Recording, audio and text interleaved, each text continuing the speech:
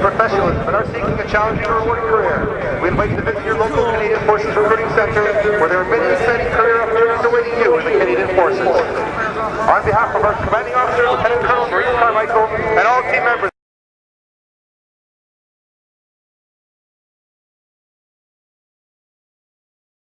the Snowbirds, folks, let's hear it for them one more time.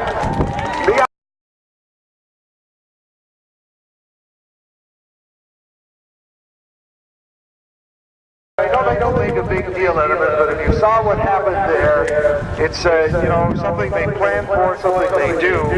But to have a situation where you head back to Halifax, get in a jet, get in the backup jet, and rejoin the team by the end of the show is truly outstanding. It's what the men and women in our forces trained to do, and I can't get over that. That is amazing stuff.